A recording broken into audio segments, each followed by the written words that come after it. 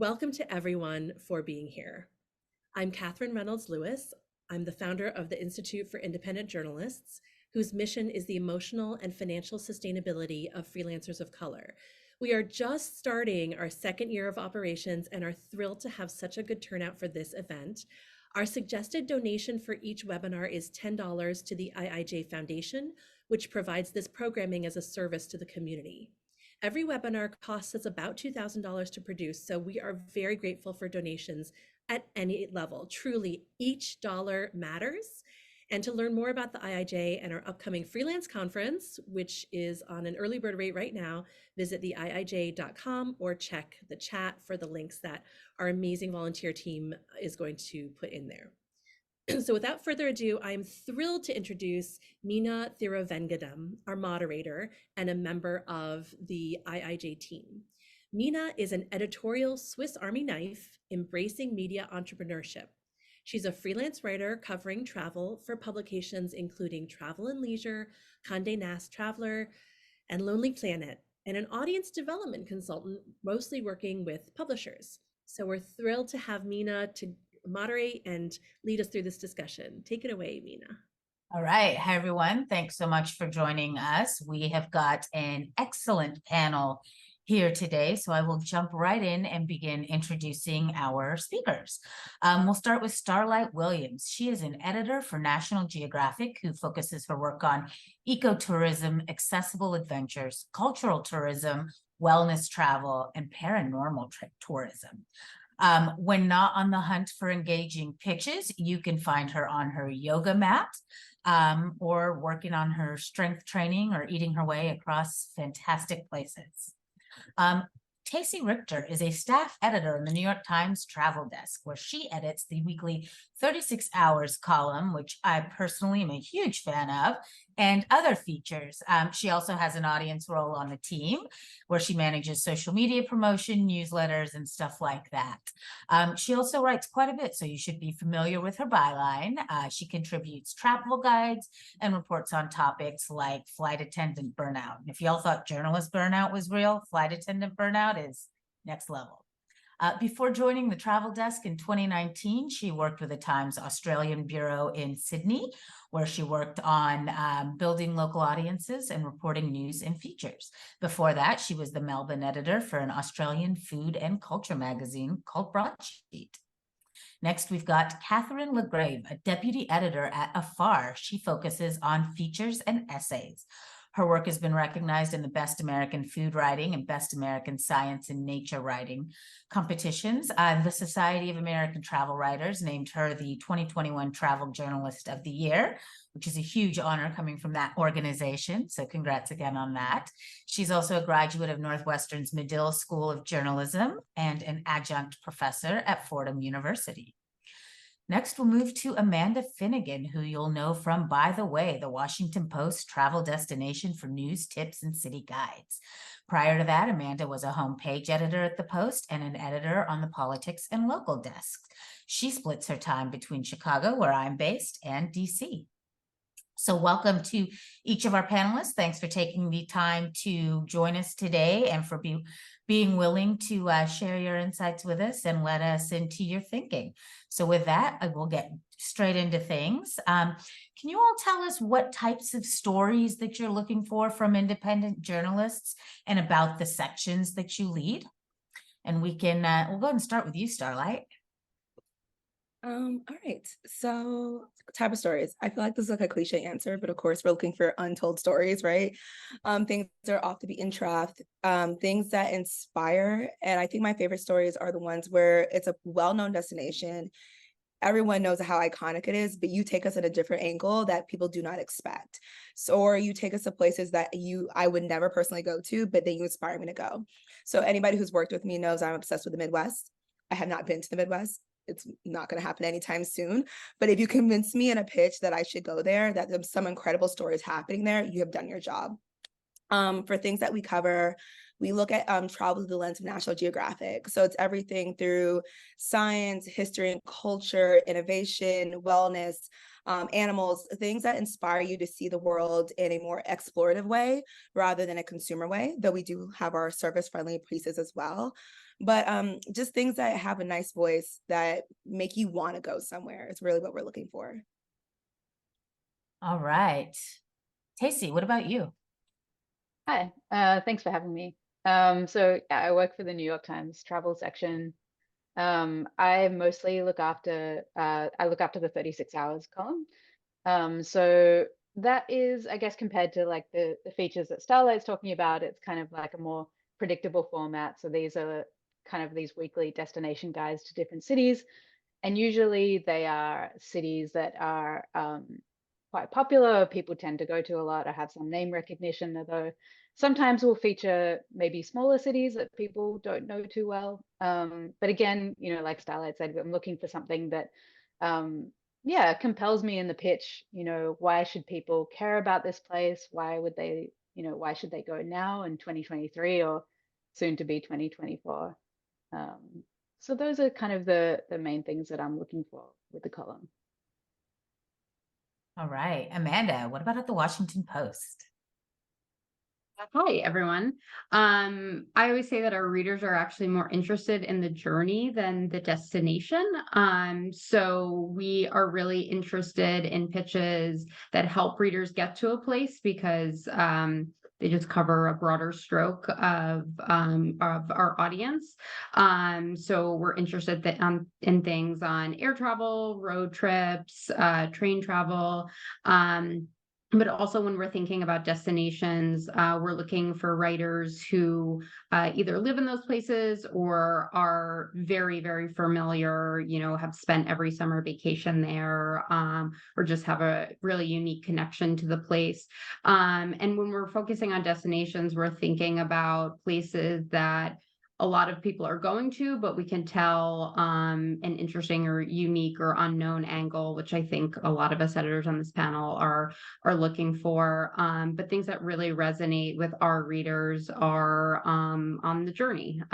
So very interested in those. All right, Katherine, how about over at Afar? Tell us more about what you oversee and what you all hire freelancers for. Sure. Thank you for having me, IIJ.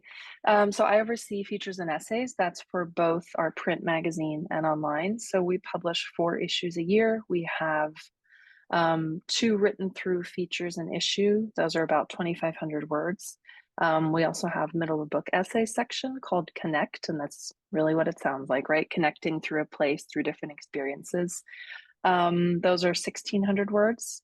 And then for digital, we have a more frequent publishing rate, obviously more than 4 issues a year, about 1 a month. So whether that's a feature and essay, and those can be longer. Those digital features are often 3,500 to 4,000 words, but really both in print and digital, we're looking for stories that fit through Afar's lens of travel as a force for good, or travelers who care, right? So stories about connection are really big.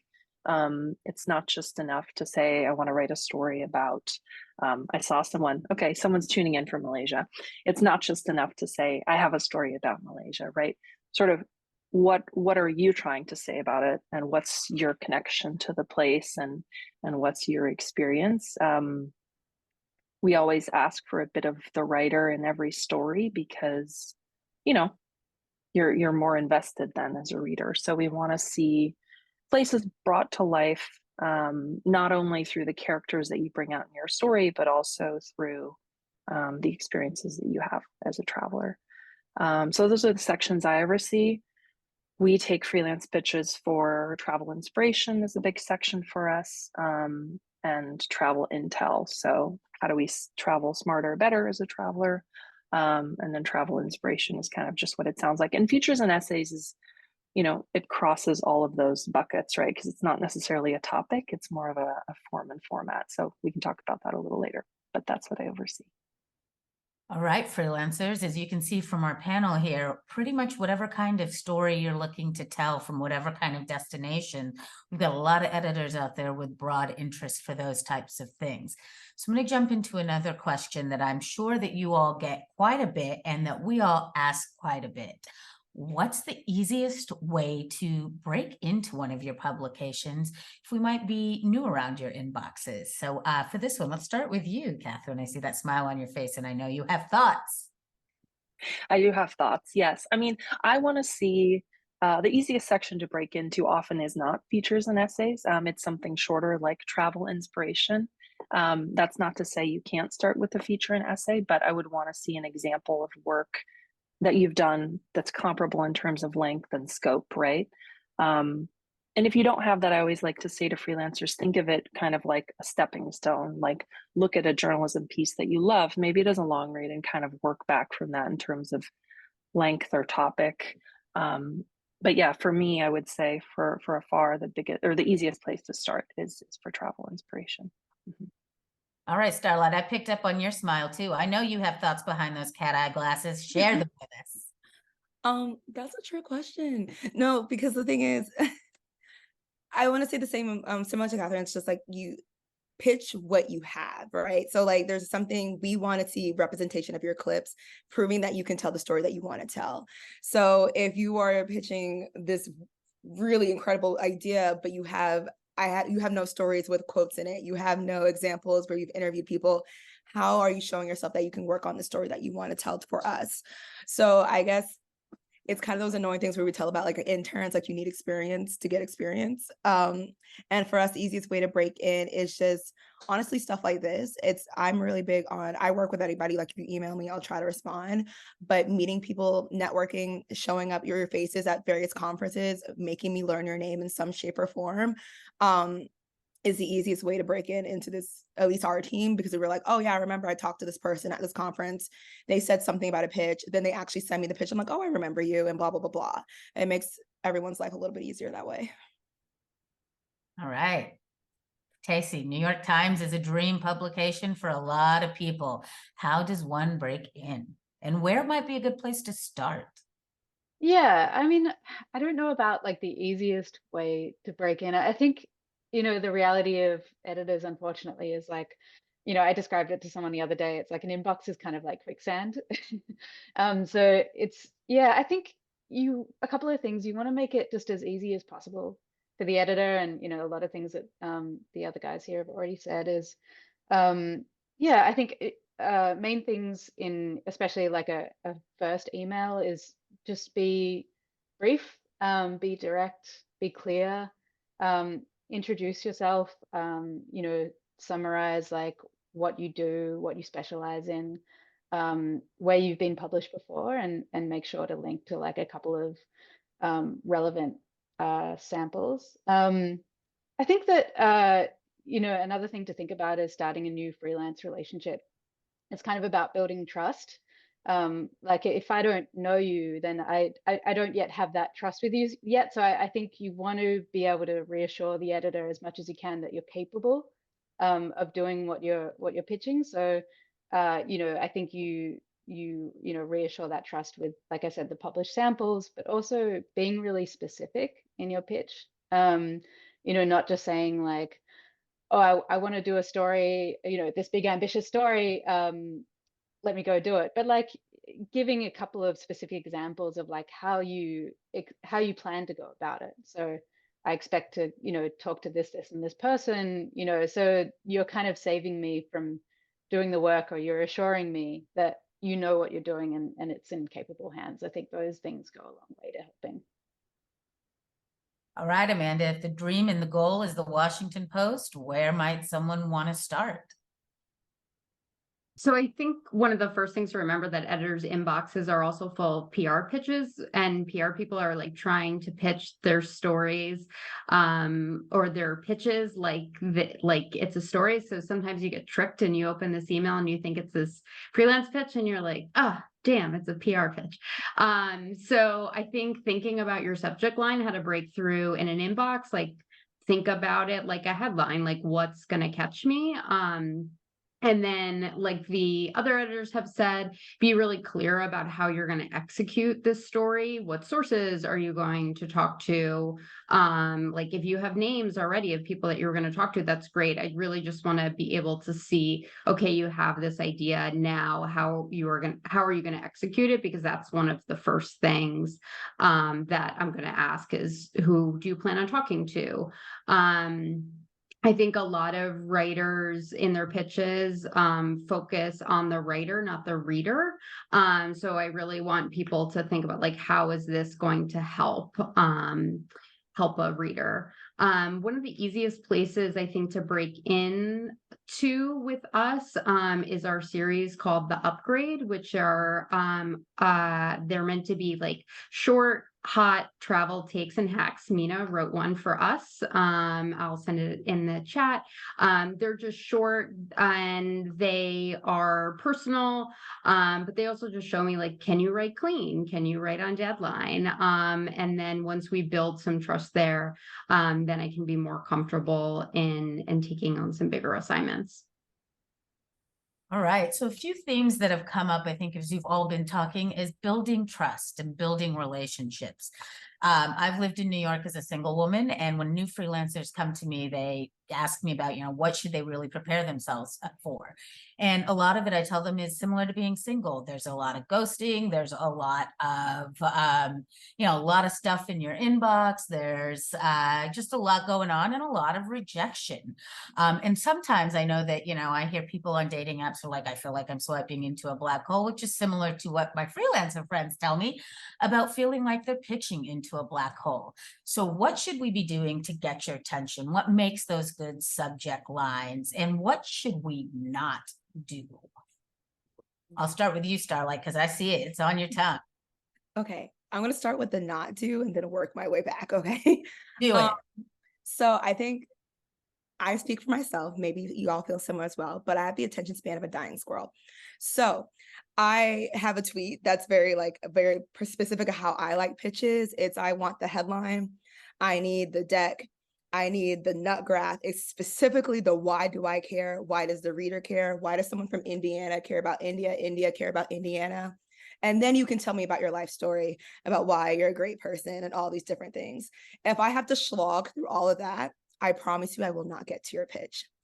2, if your pitch is longer than the actual text the story could have been, you've also failed the assignment, because that means you still don't quite know what your story is and you're asking me to figure it out.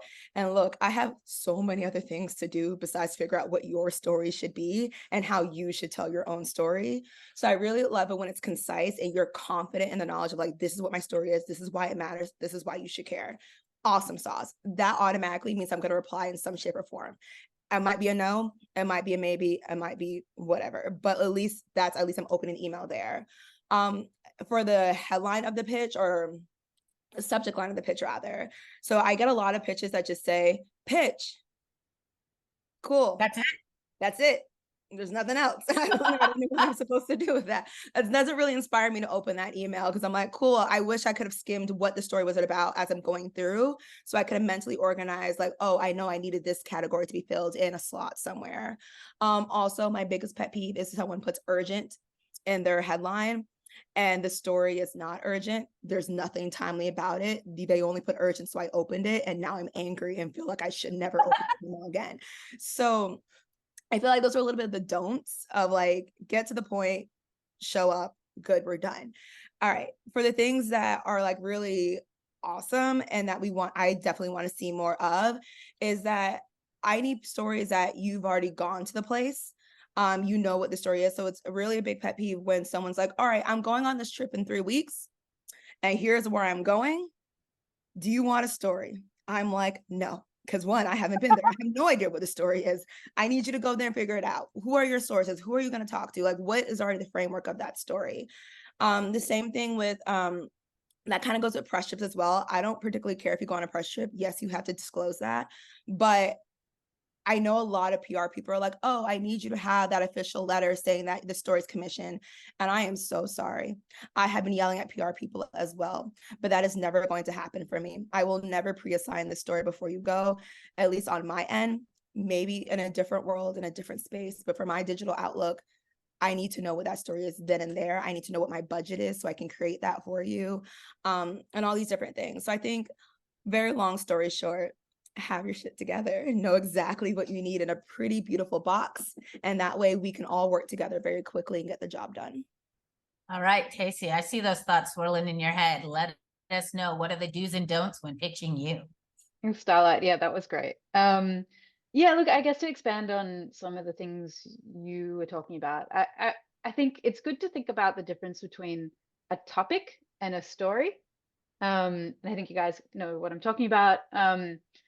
You know, an example of a topic would be, you know, like sometimes the flag is the phrase deep dive. Like I want to do a deep dive into X, but it's like, well, about what? And I think, you know, just to pull out an example is, you know, an example of pitching a topic, not a story, would be, you know, I'm thinking I want to do a deep dive into sledding, you know, like sledding down, you know, but what's new? What's the tension? You know, whereas like this is based on a story that we did end up publishing. An example of pitching a story would be, you know, in Switzerland, these ski shops are seeing like a boom in extreme sledding, you know, where people are rocketing down these slopes and sometimes at night, and it's crazy. Like that is, it's specific. It has like an element of something new happening. And it's also just kind of crazy. Like I'm interested, people like sledding at night down these slopes, like, you know, I'm a human, I'm a reader first, and I want to read about that. Whereas like a general topic, it's just, it doesn't grab me. And I think, you know, a test when you're pitching as to whether you're pitching a topic or a story is like, what would the headline be? And if you can't write a headline in the pitch, then you may not yet have a story. So I think that's something that's often a good test. All right, Amanda. Yeah, so I think one of the things to know about our team too is I have 3 full-time staff reporters. So sometimes things are just really busy and I don't mean to ghost. Also, sometimes I have been ghosted by freelancers. I've assigned something, gone through the work on the pitch, and then just like had someone never turn it in. So the ghosting goes both ways. But I think one of the things to think about too is timing. So like if we're in the middle of the fires in Maui, like maybe that's not the best time to send a pitch to a travel editor that may be scrambling to cover something like that. So I think thinking about the timing too can really help if your pitch gets through. And then really want to reiterate what everybody else has said, is like just being really clear in your email and the stories we write. Like I'm a fan of subheads and bullets, and if you can chunk that email out in a way that like helps me quickly get through your pitch and see what the story is, who you're going to talk to, and as others said, just really making it as easy as possible for editors who also have, you know, a full-time staff to deal with. I think that really just helps your chances. All right, Katherine, how do we stand out as you're triaging your inbox, and what do we do not to make you crazy? So much great advice here. I think one of the first mistakes, or one of the things I see, is writers not treating an email as an opportunity, right? Like that in a way is kind of a writing sample to me, right? Like your pitch, your subject line, that should be a headline, right? I want to be sort of right in the story. I open my email. I want to be grabbed kind of from the first paragraph. I don't want any sort of promises about the writer going to find out or going to explore, because my question to you is, what are we trying to say? What are you trying to say, right? That should already be determined, I think, maybe to Starlight's point, before you pitch me, right? The email shouldn't be an exercise kind of in you figuring that out. It should be very clear about what that is.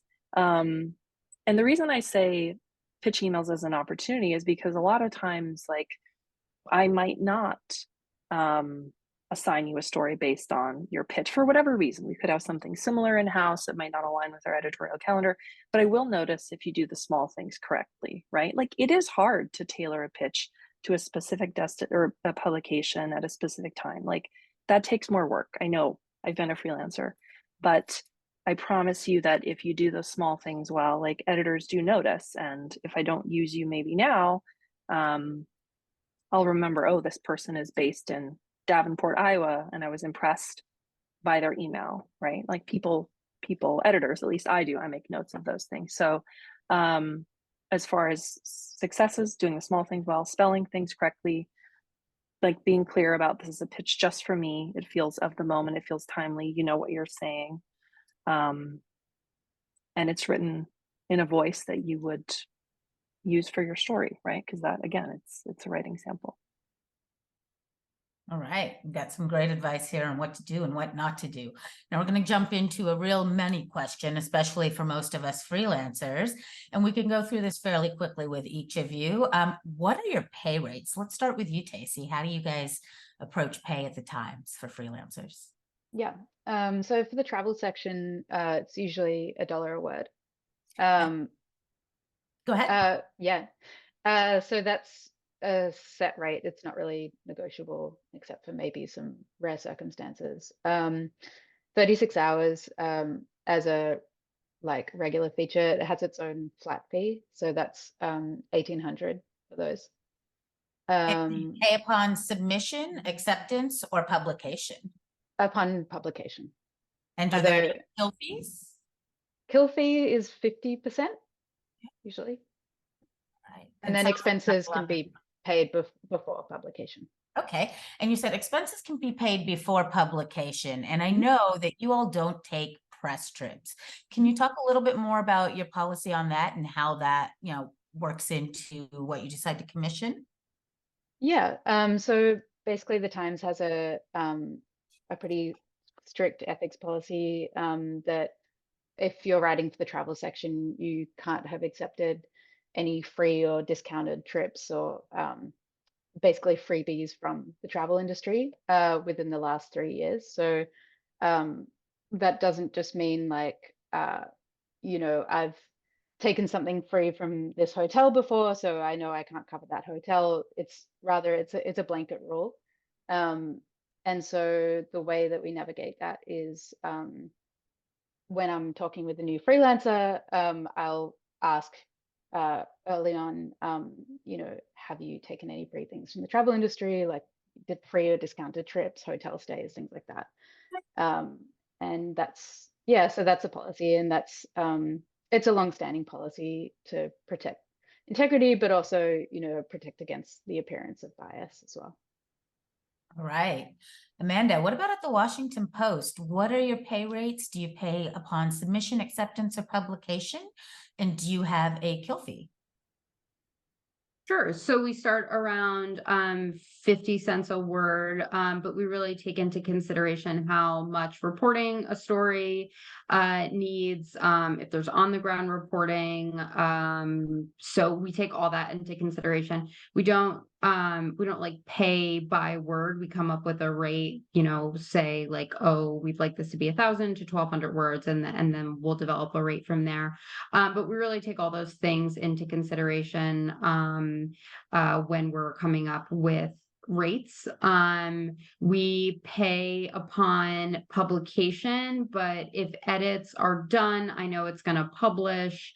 Maybe we're just a little slower on our end with scheduling the story or getting photos together. I'll go ahead and pay that early. So I really try to be cognizant that people are trying to pay their bills, and that that shouldn't hinge on me being slow or having too much on my plate. So I try to think about all those things. But we can pay expenses before that.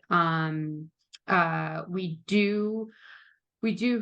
I don't think I've ever paid a kill fee.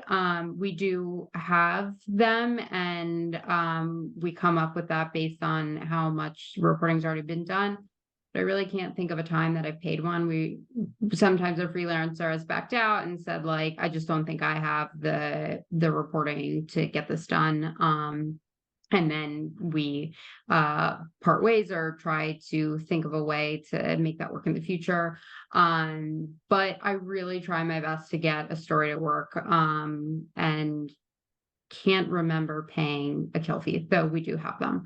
And yeah, I think that answers everything. Press trips, yes or no? Press trips, no. We don't have a policy. You can have taken them, but you can't pitch me a story or write about something connected to that trip. So that's really our main policy. All right, it's a little bit different from the times. All right, Starlight, let's talk money. What are your pay rates? Do you pay upon submission, acceptance, or publication? And do you offer a kill fee if you decide to go a different direction? Okay, so we pay, it's technically for, so also I'm talking about digital. So it's $1 a word, but we pay it as I usually do as a flat rate. So like $800 for 800 words, meaning if you give me 1,200 words, you are still getting $800 because I asked for 800 words. So that's kind of how that works. We do, so paying, technically it is pay on publication, but if you ask, because asking is important, y'all. If you turn in the story and it's been like a month and you still have not paid, and you're like, hey, can I get paid? And you send me your invoice, I will file the invoice. So that is the answer. Is people are usually not hungry for their money, which is strange because I feel like money is very important. So please ask for your money, y'all. I will get it to you as soon as I have an invoice. And then we do have a kill fee. I want to say it's like 35%, but it's also depending on where you are in the story. So if you have done all the work, then I think it's 50%. If it's like you just started research, it's 35%. That being said, I'm real hard pressed to make a kill fee happen. So that means you had to do something detrimentally wrong, like lie to my face or lie to a source or do something so poorly terrible that like we have to kill it that way. And then as for press trips, it's always an asterisk mark. Yes, you can go on press trips. You do have to disclose that you went on the press trip, and the story cannot be specifically about what the press trip was. So when I say that, as in like, usually because press trips are curated towards a group. So if you wanted a press trip and there was like 18 or like 5 journalists, 7 journalists, whatever there, if you are all pitching the exact same story, because you all pitched the exact same press trip, it's a no. But if you went on the press trip and while you were there, you found your own stories while doing things, that is a-okay. We just have to disclose it. And then we do a little disclaimer somewhere in the story. All right, Katherine, Afar, what are your rates? Do you pay on submission, acceptance, or publication? And do you have kill fees? Sure. So we start at 50 cents a word for digital, and that goes up depending on project scope and length. For print, that starts at $1 a word. For features, we're $2 a word. We have a standard kill fee, which is 30%. Like I think everyone else has said here, I don't remember a time that I've used a kill fee because once I commit to a story, I really want to find a way to make it work, as I'm sure you all do too. And we usually are able to find ways to do that. Press trips, yes, but the policy mirrors Afar's internal policy for press trips, which is, I mean, you have to disclose it, but press trips are also pretty rare. And when we do take them, they're usually individual press trips or with one other journalist. And similar to what Starlight's saying, the story angle has to be determined beforehand, and it has to be something different than what's being offered on the trip. Finding out after the fact that, it's a pitch or story that's come from a press trip is not good. So disclose that up front. Let's have a conversation about it. Now, one thing that's come up a lot as you've all been talking is timelines of publication, invoicing, and things like that. Can each of you talk a little bit about your organization's editing timeline and process? Everything from how quickly you might respond to a pitch, how long it might be between pitch and deadline, how many rounds of edits somebody can expect for things to go through, etc. And we'll start with you for this one, Starlight. Okay. So I am speaking from my personal experience. Everyone on our team edits in their own different timeline, but we're all collaboratively working on the same calendar. So for me personally, people sometimes assume that I have the all-saying power to say yes or no to a story, and that is not true. So what happens is first you pitch me, and it depends. There's three things that will happen. Either A, I reply immediately.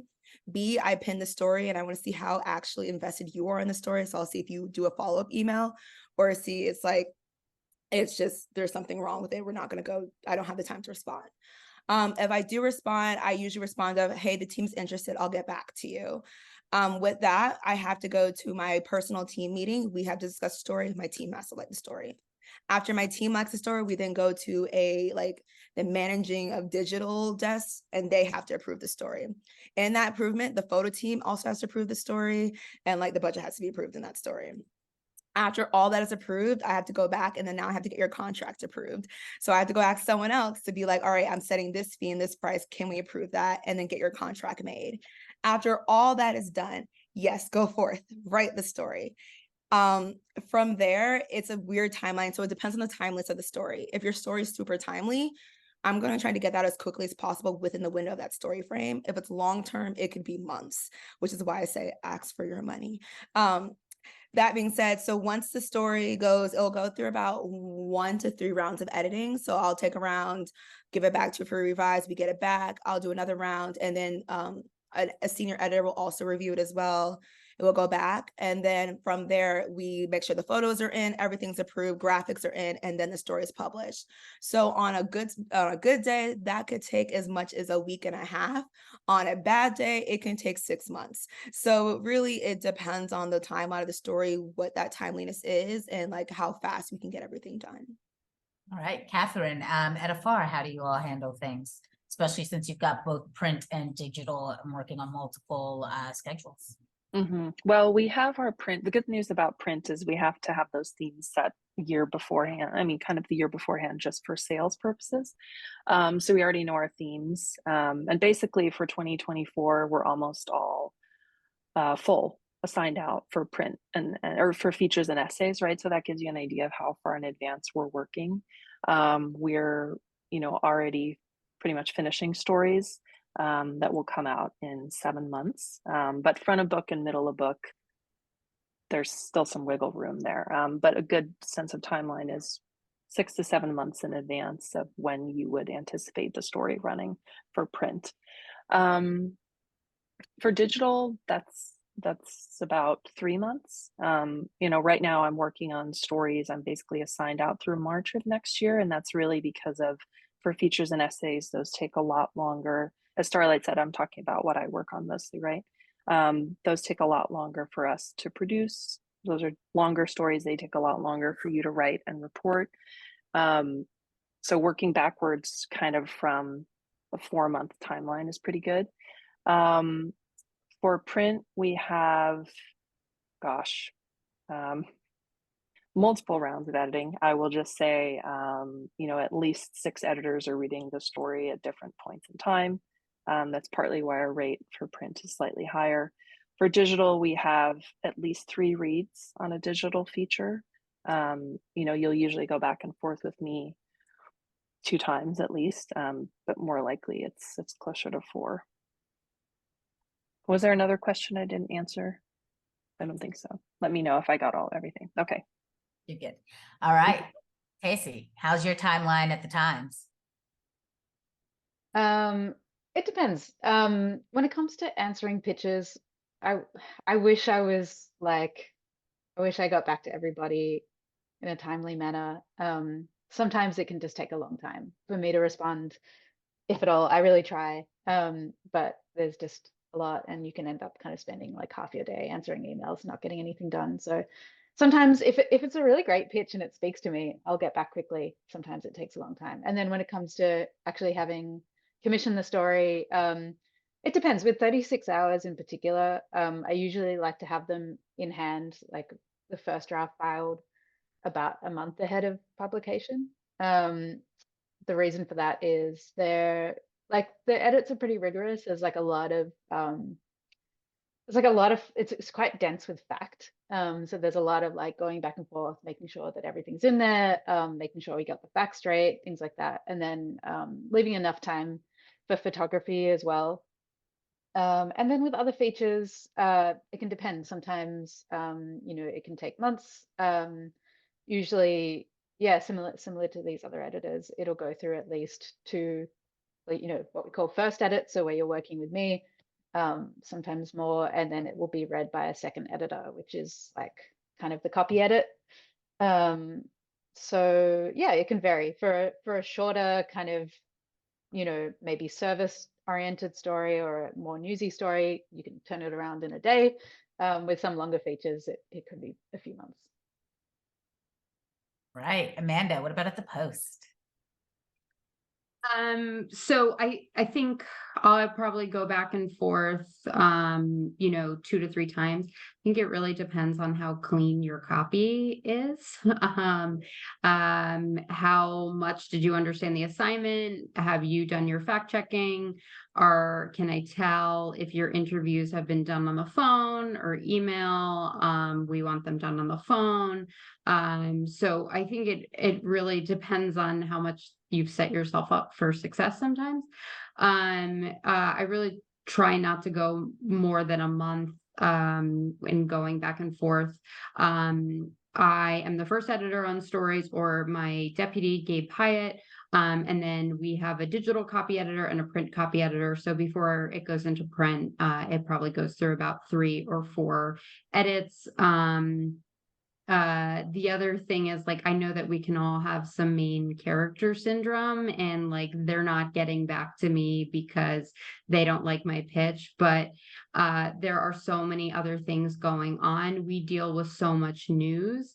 So like I may not have time to edit your story because of what else is going on in the world. I have like busy periods and lulls where I'm able to take more freelance.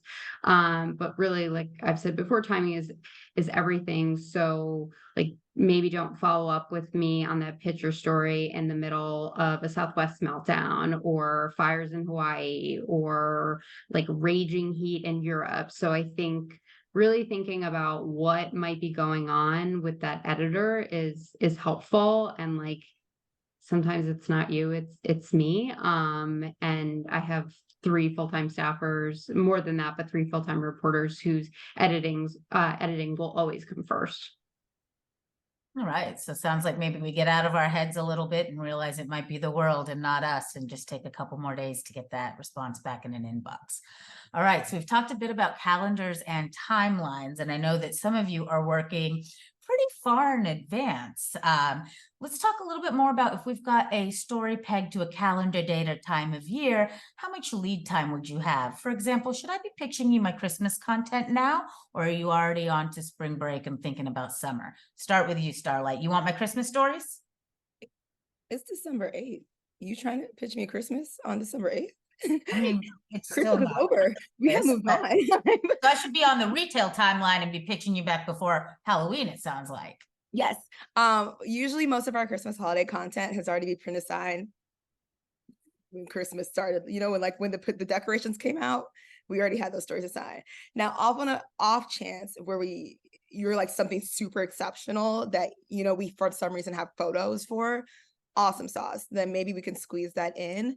But for the most part, we do accept those stories a little bit earlier. For timely dates, I know if people follow me on social media, like usually I do a giant thing, be like, hey, I'm looking for like these Halloween stories now. And I feel like I asked that question back in June to get prepared for October. So I want to say like 3-ish months in advance, before the holiday. That is not a hard and fast rule, of course.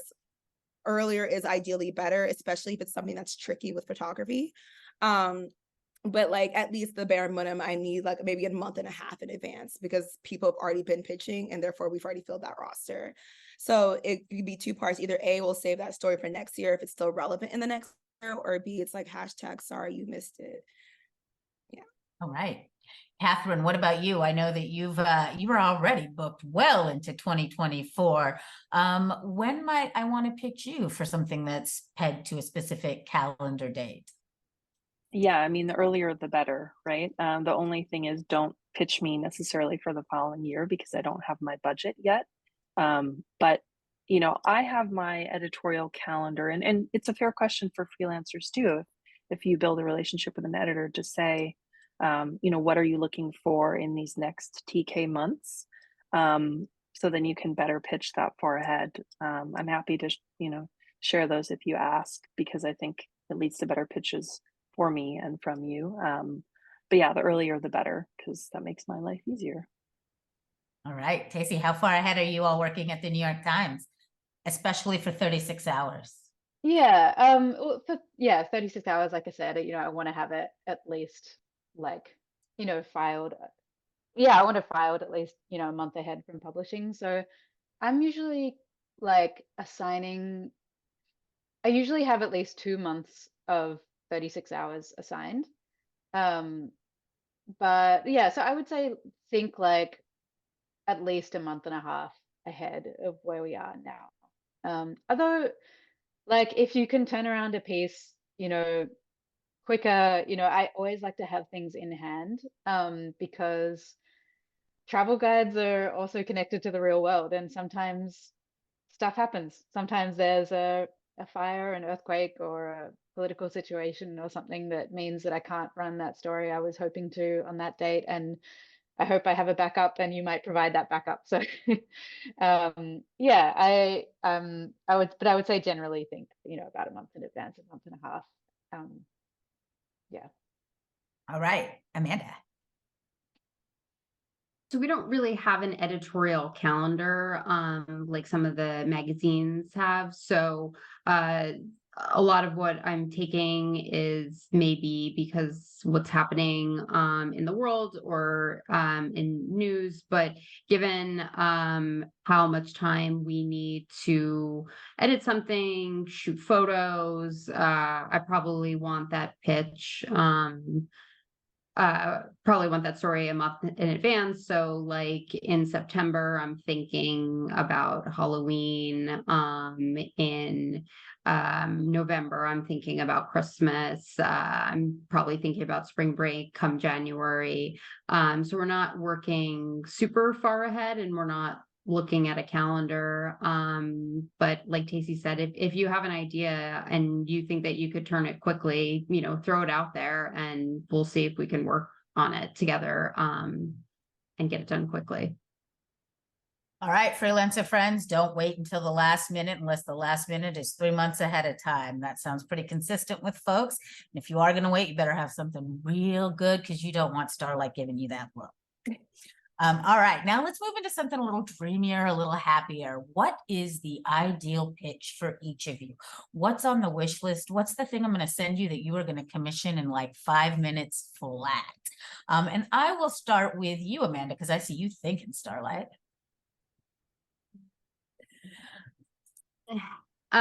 So I think the ideal pitch for me is, okay, you see something happening in the news, you see it trending, and you tell me that you can do it quickly. I'm thinking about when Delta made some very controversial changes to their loyalty program, and a credit card and loyalty writer reached out and was like, hey, I have an idea on like, how is this the end of the golden age of loyalty? Like, I could do this by tomorrow. What do you like? Do you want it? And we're like, yes. So those things are great for us when you tell me like, I see this happening, I could do this quickly. We also take that into consideration when your rate, when we're coming up with your rate, if you can turn it fast, we will pay more. But things that I'm really interested in, just like odd stories that I'm like, yes, that will resonate with the reader. I think our top performing freelance story of the year was from a writer named Karen Schwartz, who did something on this whale capsizing this boat in the Pacific, and the couple was saved, and they just had this incredible story. So stuff like that like, no one else is gonna have, and that you can turn quickly, just super, super interesting to me. All right, Starlight, give me what's on your dream list. Okay, see, my dream list is not for, it's too quirky. Like if you can make my quirks fit into National Geographic, it's an automatic yes.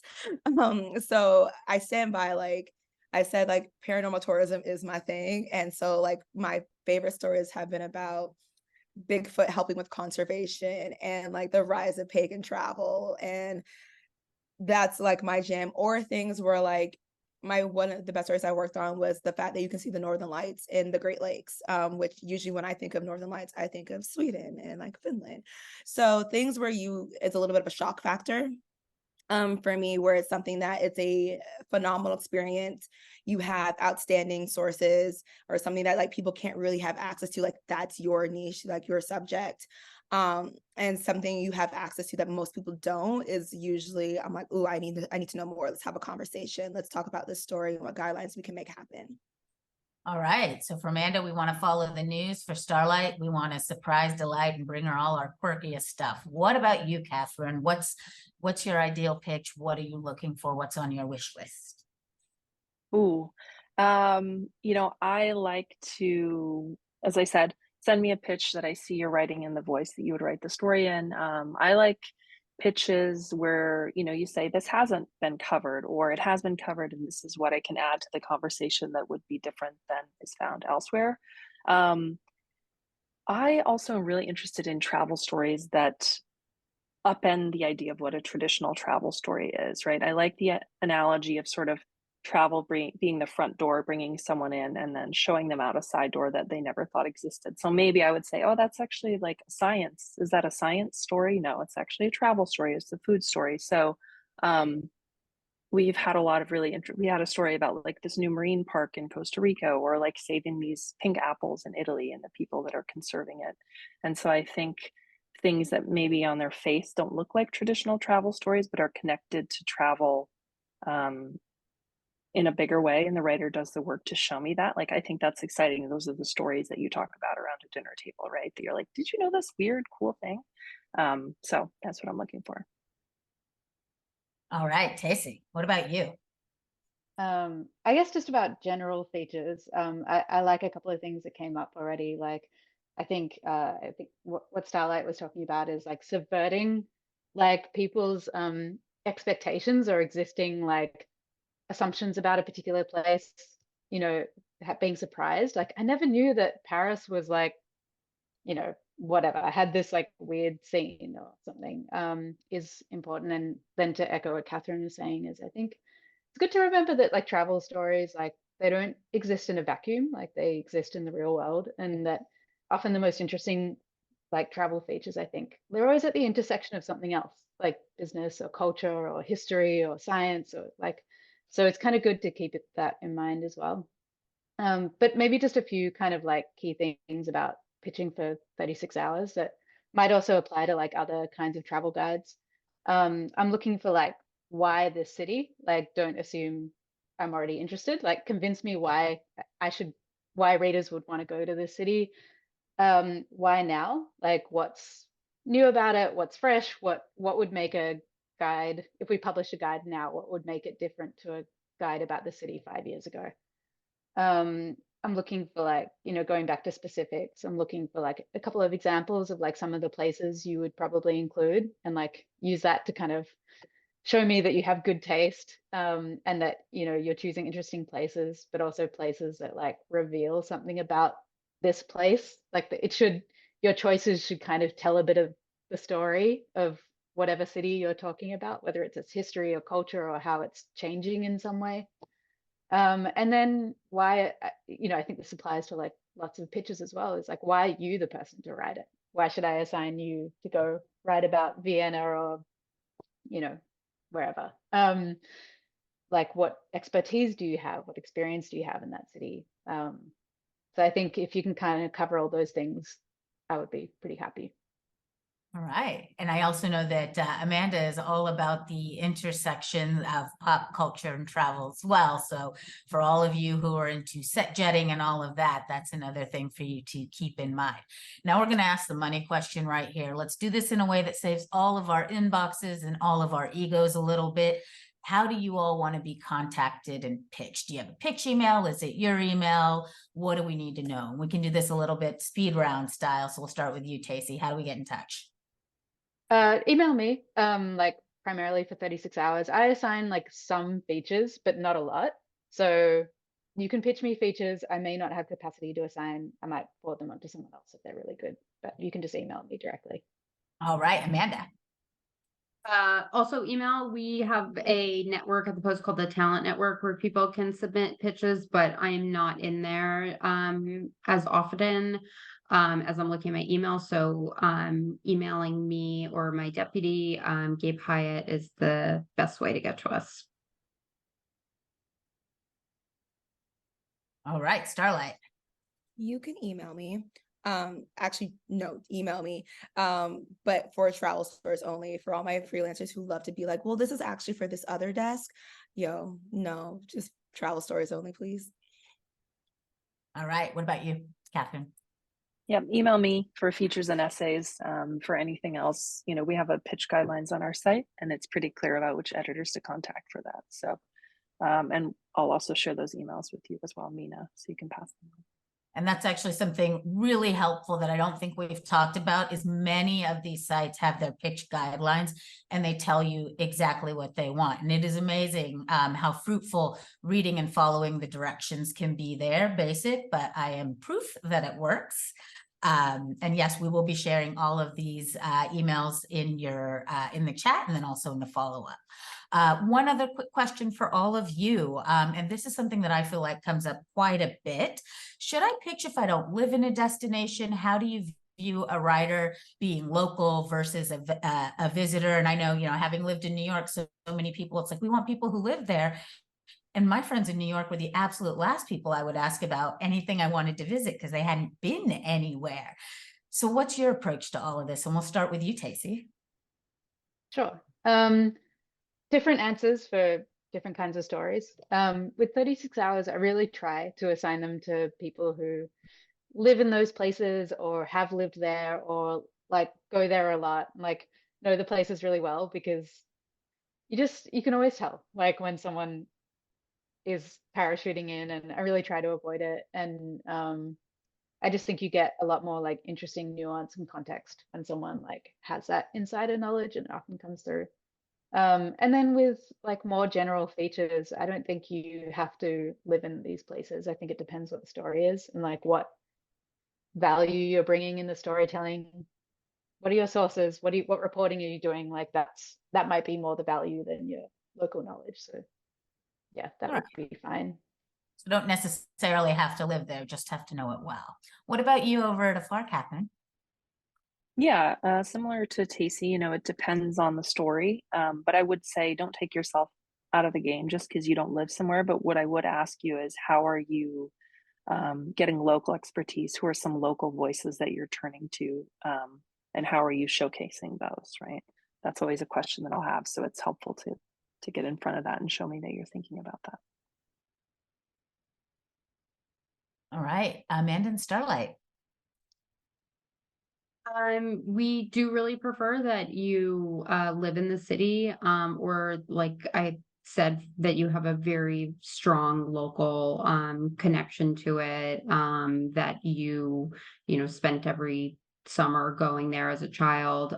So we really want locals. We really want someone to have a strong connection, especially with destination features. But if it's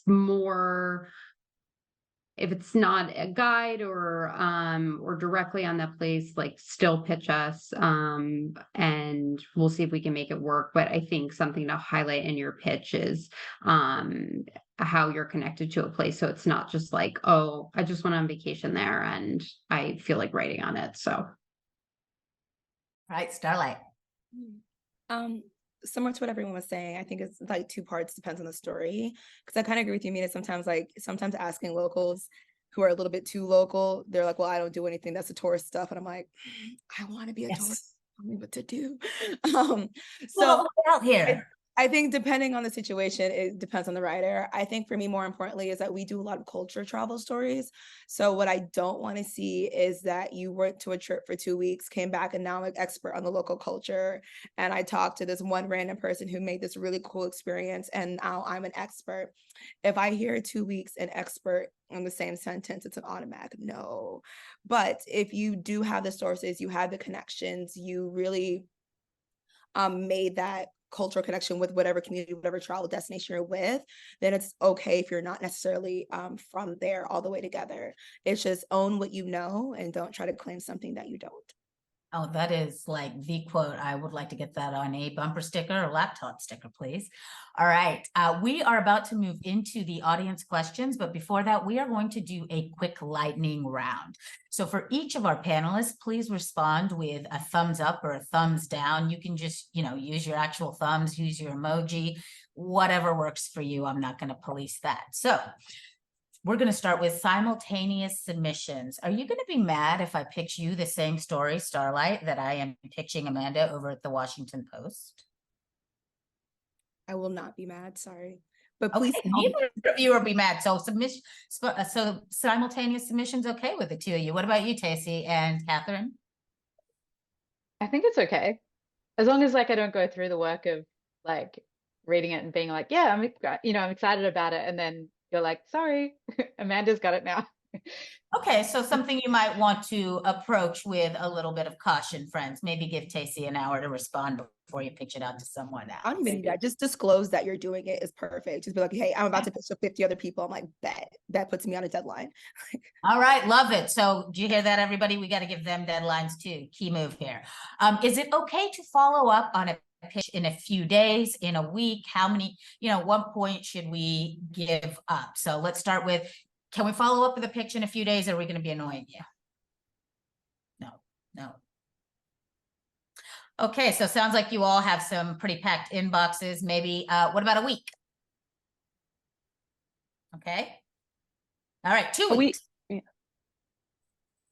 Oh, 2 weeks. 2 weeks is good. So we need to give you all time to go through your inboxes and realize that you're all doing inbox triage. Keep that in mind, freelancers. All right, multiple stories in a single email. Do you love it, hate it? We'll start with you, Tacey. Is that okay?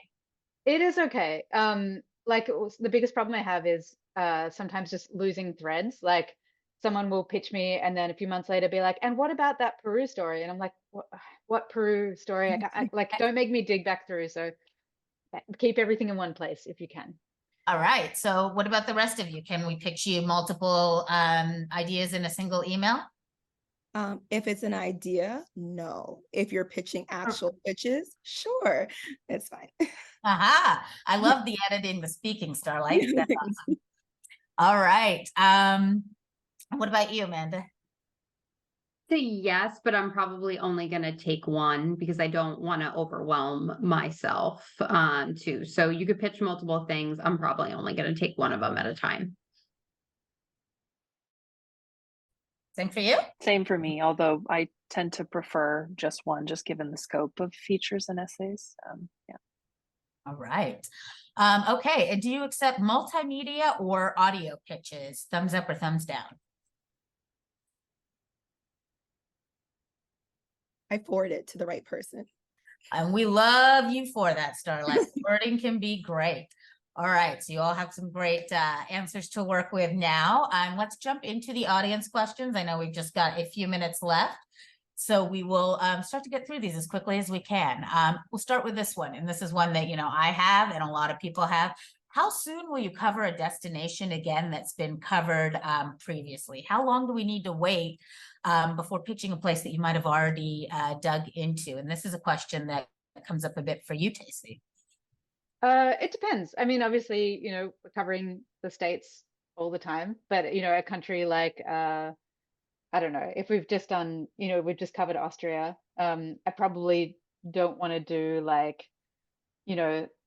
another one like a month later. So maybe like, for 36 hours, it would be like a distance of 5 or 6 months for a place like that. It depends.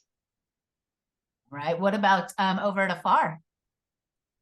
Yeah, so we only have 4 print issues, so we're likely not going to do it at least for another 2 years following if we've done a print feature about a place. I'm talking about specific countries.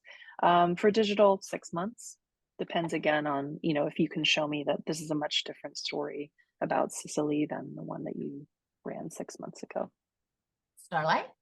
If it is a completely different story, then like it can be 3 months. If it's something that's similar, it needs to be like 2 3 years, and it has to be really different. No matter what, it just needs to be different. And Amanda, what about you?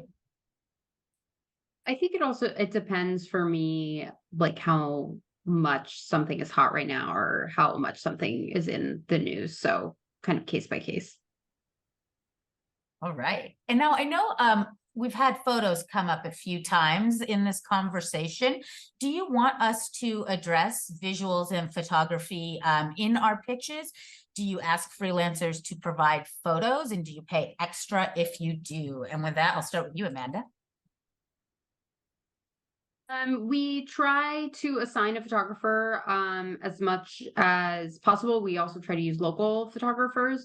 So you could offer photos. We do pay extra for them. But as much as we can, we try to send a photographer. I know freelancers love to suggest photographers that they work with. I don't like that. Like I have a photo editor who has a great Rolodex of photographers. Also, like everyone thinks that they are a photographer, and sometimes they are good and sometimes they're really not good. So we try to use professionals in the cities we're covering as much as we can. Or we also do a lot of illustrations. If you're familiar with the post, we commission a lot of illustrations for our stories. One of my favorite illustrations for mine as well. All right, Starlight, what about you? I know that you mentioned, especially with those last minute pitches, photography can make a difference. So I'm only speaking as if like you're a writer who has photos. Unless you're a National Geographic photographer. No, we're not expecting it. But if for some reason you have something that's like a really obscure topic and you have photos that for some odd reason can work, and the photo editor has to approve those photos, we do pay for said photos. But there's never a time that we're expecting you to have photos. We just need to know that photos exist in the world. All right, Tacey. Yeah, I'll just say, like, I think something cool to think about, this is a bit of a sidestep, but like when you're doing a story is like, take video on your phone, and take vertical video, because sometimes these stories can have like a second life beyond just text and images in an article, and like they can live on, you know, an Instagram reel or TikTok, or like even on the homepage, like as a video. You know, just a really brief example, we did a story a few months ago about why are so many millennials going to Mongolia, and the story had a whole new life last week on Instagram, and the reporter ended up like telling the story to camera and then using her own like video that she'd taken on the trip. And you know, it's very low effort but can be like very effective, you know, to like bring more life to the story. So maybe think about that. And Katherine. Yeah, I would say absolutely. If you have photos that you can put forward, include that in your pitch, right? Because I think maybe Starlight was saying my next step is going to be, okay, this is a cool story, but what's actually the art plan for this? And if you're making my life easier and you have, you know, some photos about some remote place that we would never send anyone to, that will make me consider commissioning your story. We also think of stories as multi-platform beings, right? So kind of what Tacey was saying. We turn a lot of our stories into podcasts as well. So if you have your interviews, if you have some, you know, ambient sound, it's always helpful to think about how else can this live on social media too. So we do pay more for photos, about $50 per photo. So it's always helpful to include that and ask for more money. All right. Now we've got a quick one for all of you. I'll be traveling to X place on my own dime in 6 months. I have several topic ideas, but don't anticipate having an actual story until I have the experience. I won't have an opportunity for a follow-up visit. Is there a way for freelancers to pitch under these circumstances? Feel free to jump in if you've got a take on this. Yes, asterisk mark. Again. Yeah, tell us more. Let's dive in a little bit, Starlight. So like the answer is, once again, you have ideas, so therefore you don't have a story. So I think the issue is going in, it's more ideal if you go and do all the reporting that you know you want for that story, like and get all the sources, like the sources contact information, all the different follow-up information you would need. That way, when you come back, you actually have a story, because like I said, I can't pre-approve a story that I don't know what the story is. So that's what I'm saying, like, not really, but like I would say go in with your mindset. You're like, here are 4 stories that I'm going to figure out while I'm there, and Mhm. get all the information you need for those stories and all the backup information you might need, and then come back with those pitches. Anyone else have thoughts on this one?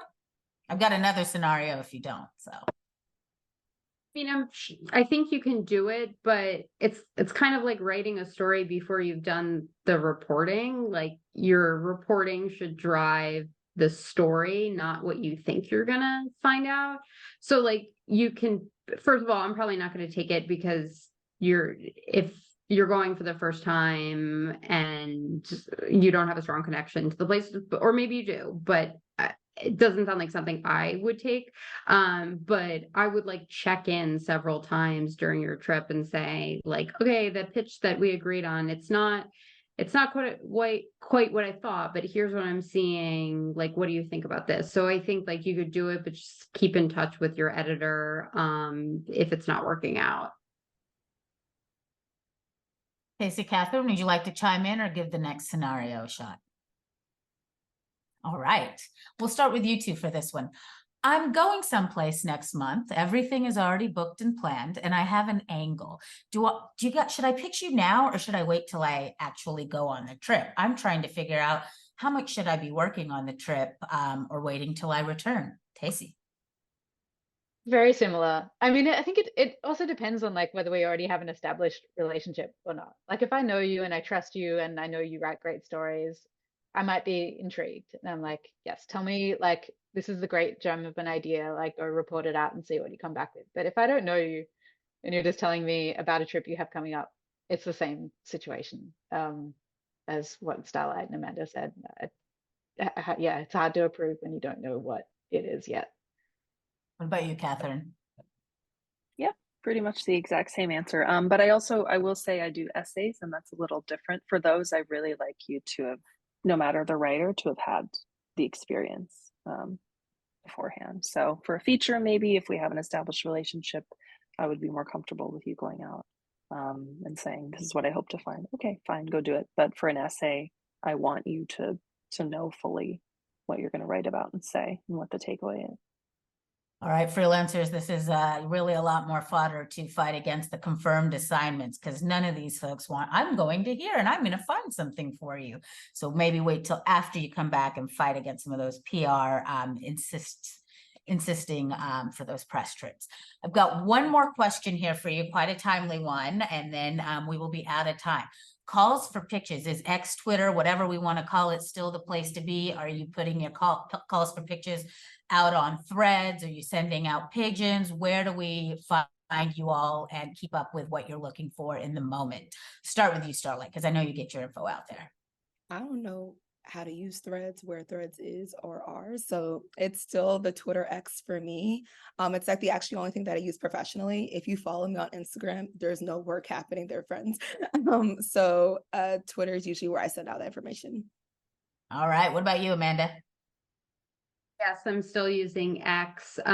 We also have a pitch guide that I think Katherine has and will distribute or has been distributed. So yeah, if we're looking for things, I'm probably doing a call out on X. Hey, Katherine and Tacey, are we also doing call outs on X? Oh, I'm going to call it Twitter because we're not going to get into that, but are we doing Twitter or have we found threads? Or even LinkedIn, because I know LinkedIn is the new everything now. You mean like calling out for like writers to pitch about a certain topic? Or do you even do that? I've done it a couple of times, like, but more when like I was trying to build my base of freelancers here. I didn't like necessarily have such a network, and so it's like kind of casting a wide net. But honestly, you get kind of a real mix of like experience levels. I don't really do call outs on Twitter now, but so maybe sometimes on email with like people that I already have established relationships with. All right. And you, Katherine, you get the last word on this one. Oh, good. Pitch guideline is a good resource, and we're constantly updating that, and we'll update that for 2024. And also reach out to the editor and ask, for the next few months, are you able to share your content calendar or some loose themes that I could pitch to? They don't really use Twitter or X for call outs.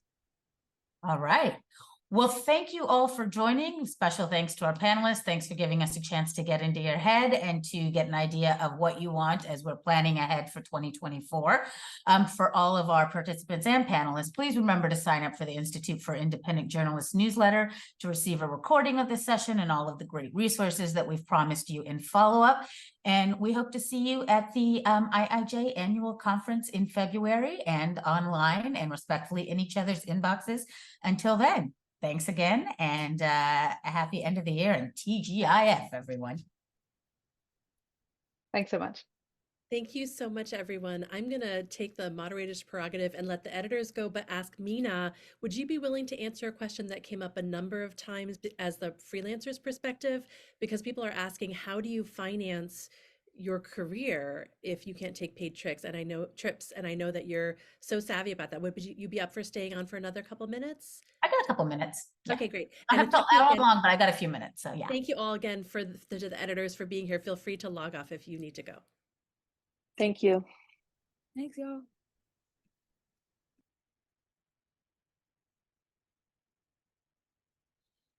All right. So we want to know about the money of all of this? Yeah, the question is, how do you actually start up as a travel journalist if you can't take paid trips? Are you worried about not? Yeah. So what I did when I started it out is I really started with what I knew and where I was, right? So my first full-time media job, I was in San Antonio, Texas.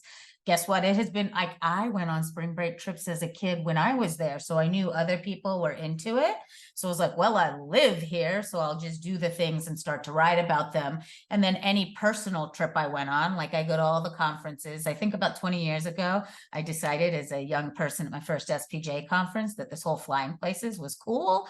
Traveling with randos was cool. And that I wanted to make travel not something that I quit my job to do for a year, but a way of life. So I decided I'm going to try and get on a plane and go do something adventurous 4 times a year. And I've pretty much been able to do that throughout one way or another. But a lot of my first stories were from personal trips. Like I went to an SPJ conference in New York and went on a Sex and the City bus tour and turned that into a travel story. I went and covered like an IMF and World Bank meeting in Scotland and was like, hi team at the Wall Street Journal, I will write you a story on Edinburgh. And they're like, we won't give you any extra money, but we'll take your content. And you know, you're young, you do it. So a lot of things like that. And it's also, you know, there's a reality. If you're trying to make a full-time income as a travel writer, if you can live cheap, maybe, but I also do, you know, I think this year about 40% of my income was travel writing. And I would not have lived comfortably on that. Like, let's be honest, right? But I also do a lot of audience consulting and things like that. I was invited to speak to the International Food, Wine, and Travel Writers Association, who had their conference on a cruise. They paid me to come speak. They gave me the cruise. They paid for my food. So I was like, cool, this is fodder for travel stories. So, I mean, there's a lot of different ways you can do it. Starting on where you are, what you know, and where you're already going if you're concerned about taking press trips.